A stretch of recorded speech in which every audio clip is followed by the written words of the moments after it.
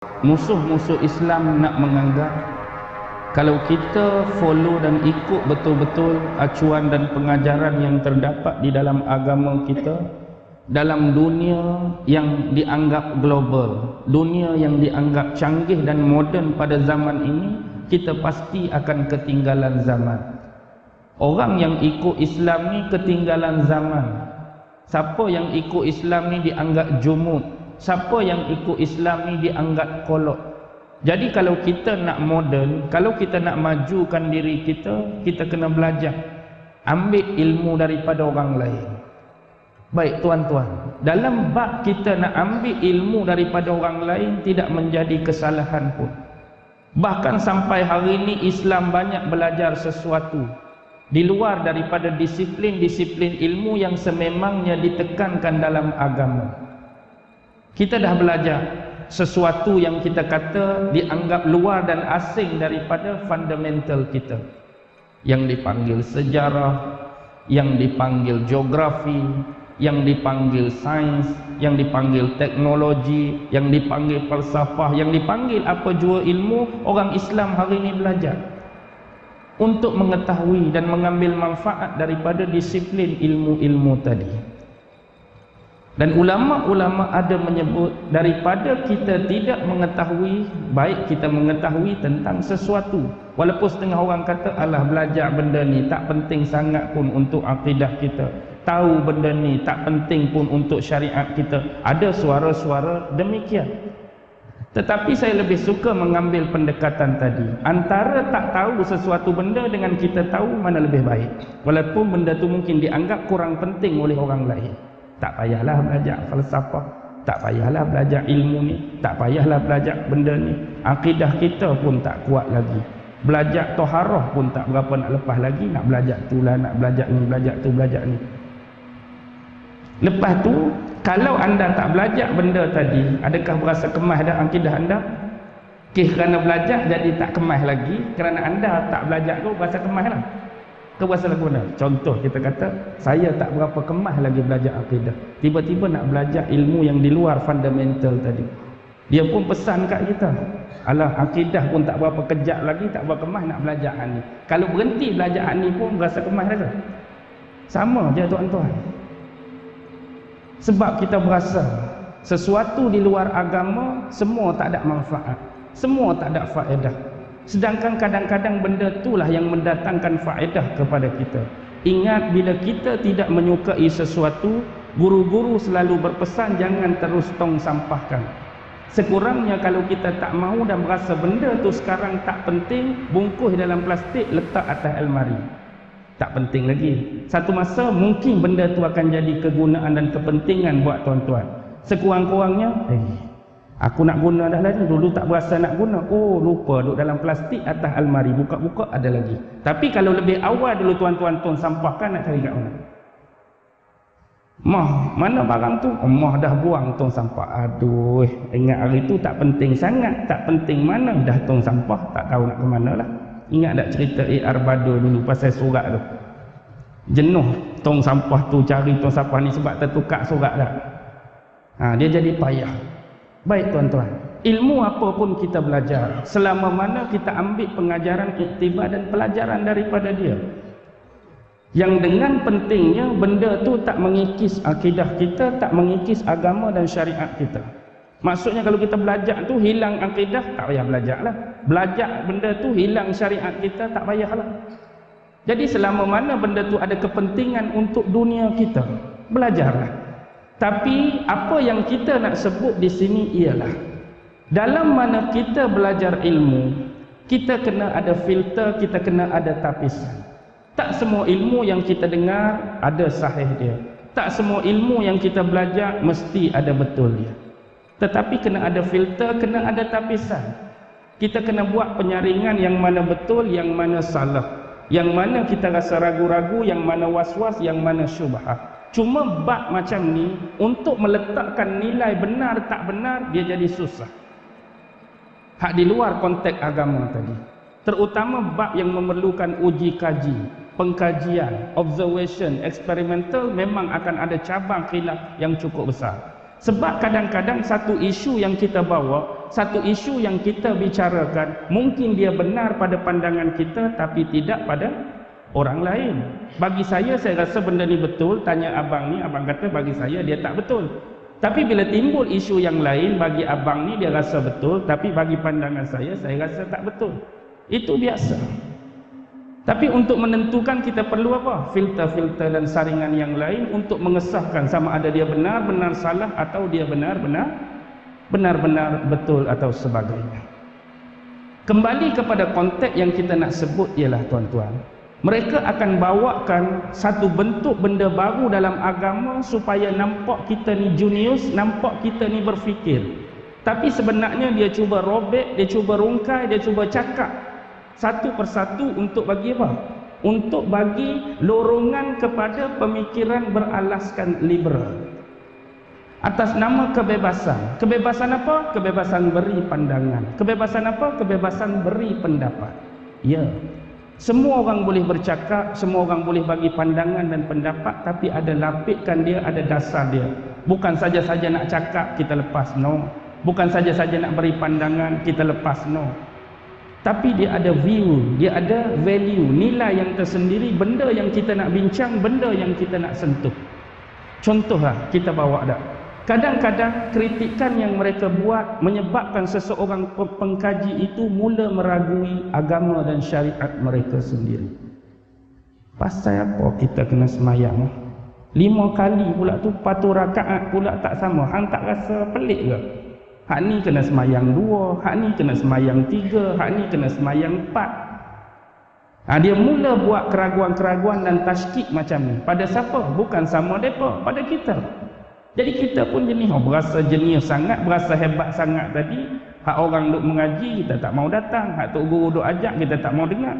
Duk berlapikkan rasional dan logika kita. Ya, aku pun rasa pelik. Pasal apa lah agama kita suruh ni, suruh ni, suruh ni. Pasal apa kena bayar zakat sekian-sekian persennya, bayar hak ni sekian-sekian persennya. Pasal apa kena pergi haji, tak boleh pakai baju kok, kena pakai kain putih. Dia duk fikir benda-benda macam ni untuk mempertikai dan merobek tata cara ibadah dan amalan dalam agama. Akhirnya jenis otak-otak yang tak ada base fundamental Quran dengan sunnah yang teguh dan kejam, mereka akan memainkan isu tashkik ni untuk mempersoalkan kesyumulan agama. Akhirnya inilah hasil daripada liberal. Liberal ni nak apa?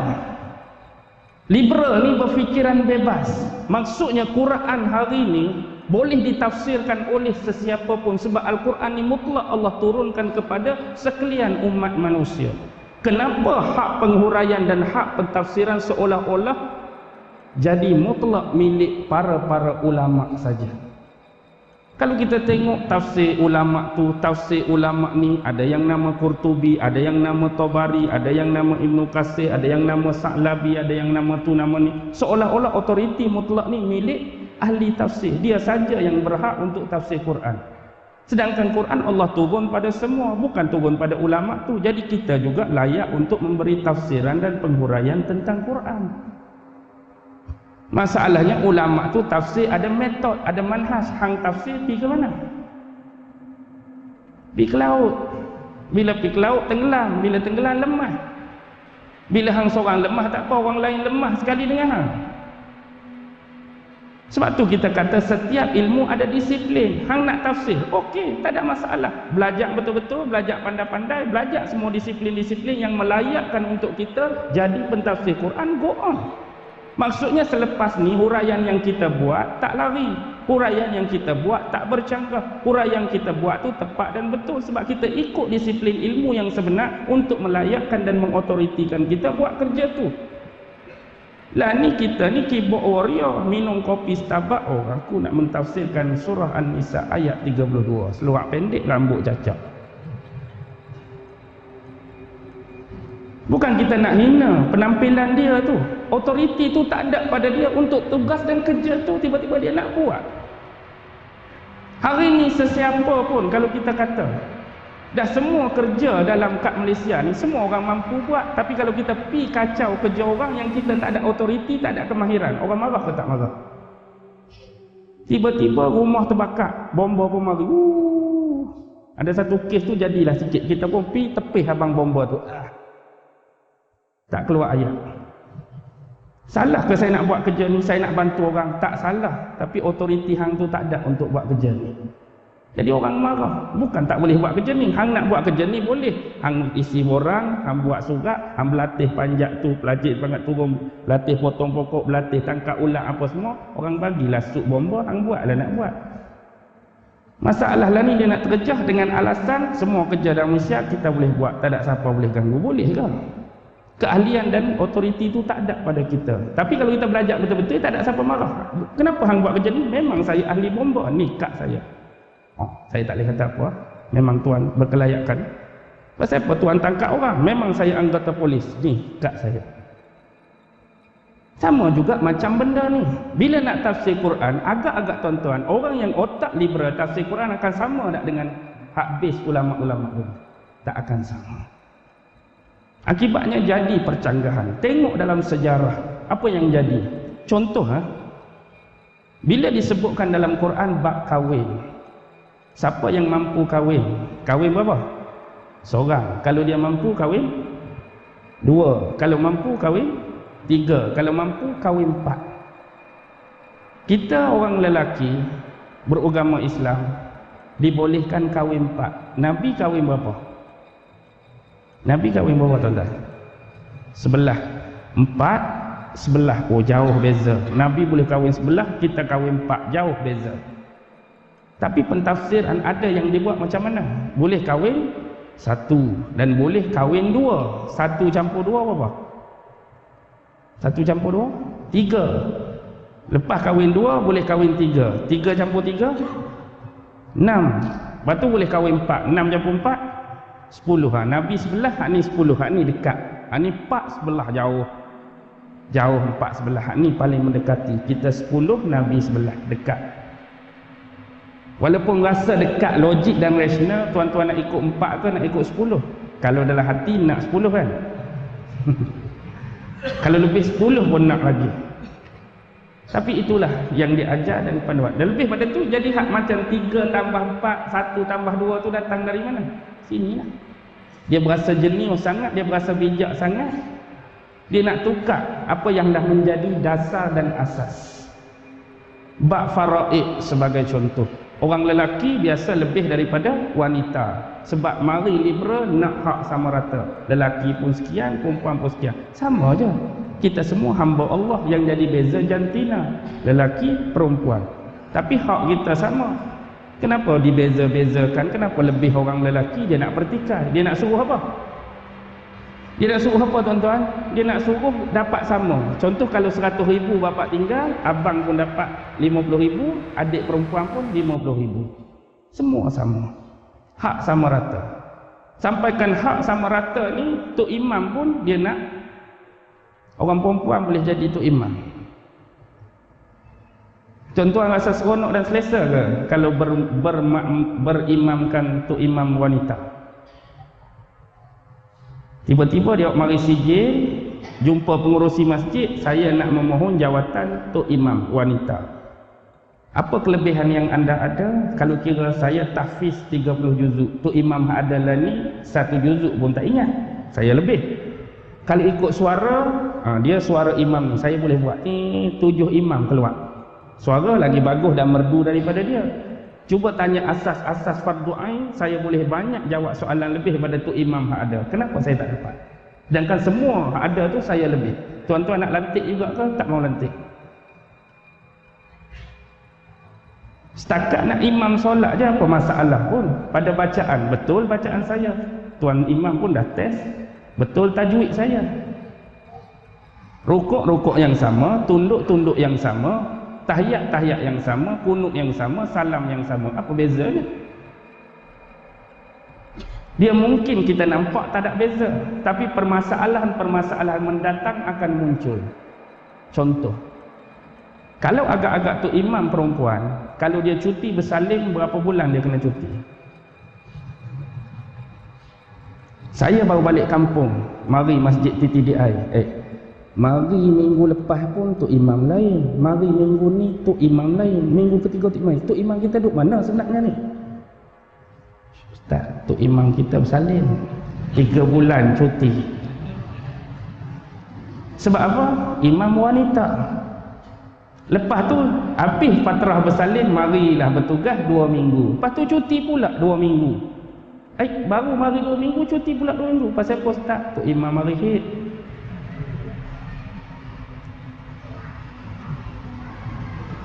Tok Imam tu, Tok Imam ni, Tok Imam ni.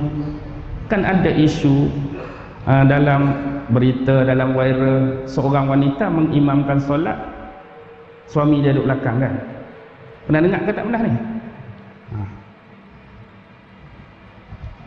Macam-macam. Lepas tu bayangkan satu saf pun nak suruh sama rata.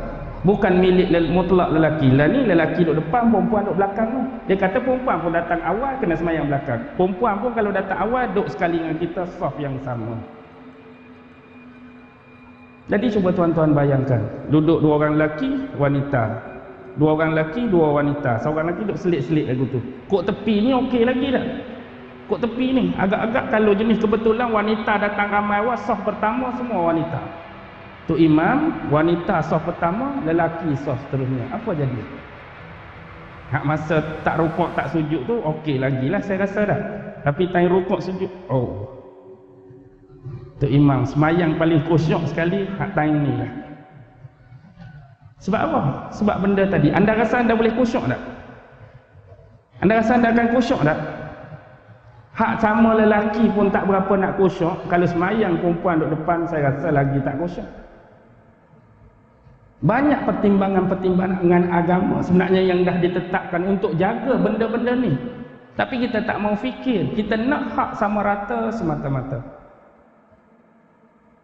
Hak sama rata. Kalau bercakap sama rata sungguh, sebenarnya dia tak mau juga. Dia nak benda-benda hak kacau agama lah. Hak sama rata sungguh. Tuan-tuan berani tak cakap dekat bos, bos kerja bos duduk dalam aircon, pakai baju kod, sign, buat kerja sikit, meeting sikit, gaji 30,000. Saya berempah pulah peluh tak berhenti meeting, gaji 2,000. Apa kata kita liberal kan, kita gaji bos pun 3,000, gaji saya 3,000. Siapa berani? Apa hang 30 aku 3 ni? Sama ratakan semua. Semua 3. Perdana Menteri 3, Menteri Kewangan 3, semua 3. Dah sama rata, pasal apa jadi lebih-lebih pula? Isu ni mereka nak tak? Mereka sendiri tak nak. Hatta hak melaungkan liberal, hak tengah gaji 40,000 ni tak mau tukar 3,000 tuan-tuan. Dia tak mau kacau hak jadi kepentingan dia, dia nak kacau kepentingan orang dan nak kacau agama je. Baru dia angkat tema ni. Nak liberal sangat, saya sebagai bos. Esok saya nak lelaki pun baju kurung, perempuan baju kurung. Sama rata, ingat. Lepas tu lusa, semua pakai seluar jeans, perempuan pakai seluar jeans. Sebab apa? Sama rata. Itu bukan sama rata, bangang tu. Tak ada lah istilah sama rata. Apa pun yang akan kita buat, kalau kita rasa sama pun tak akan pernah memuaskan. Macam mana boleh kita nak sama rata? Macam mana kita nak tentukan jawatan-jawatan? Tak ada lah tahap yang di Pertuan Agong, tak ada tahap Perdana Menteri, tak ada tahap Menteri itu, tak ada tahap pengarah, semua kita sama, rakyat biasa. Agak-agak hak duk atas nak ke tak? Tak mau dia. Sebab apa? Tapi kita meletakkan nilai seseorang pada tahap tu, otoriti yang ada pada dia. Dia berkemampuan, dia berkeahlian, dia ada kemahiran untuk dia jawab jawatan tu, dia duduk di kerusi tu. Duduklah. Ikut dia gaji berapa pun. Tapi kita tak pernah nak kacau semua benda-benda ni. Tapi bab agama, Datuk Imam tu orang lelaki yang jadi nak kalih, nak berusaha bagi wanita jadi tu apa cerita? Tuan-tuan, secara umum mudah kalau kita nak cakap lawak, hak tok laki, hak tok laki. Hak laki jadi tok imam pun tak ada orang nak mari semayang. Hak laki jadi tok imam pun tak ada orang nak mari semayang. Hak perempuan jadi tok imam agak-agak tuan-tuan, makin ramai ke sama? Makin ramai ke sama? Dia mula-mula ramailah sebab pelik. Itulah masjid pertama tok imam perempuan. Lepas pada tu Lepas pada tu apa jadi tuan-tuan? Dia jadi sama aja. Kalau jenis memang tak mau main masjid, tok imam lelaki ke tok imam perempuan sama. Tok imam baca sedap ke tok imam baca tak sedap pun dia tak main. Ada majlis ilmu ke tak ada majlis ilmu dia tak main. Ada makan-makan ke tak ada makan dia tak main. Kalau memang jenis tak mau main masjid ni. Tukarlah iman Afrika, Zimbabwe, Kongo pun. Betul saya cakap. Hak nak main, marilah tok imam mana pun dia main. Marilah ustaz mengajak mana, kalau dia nak ilmu dia dengar.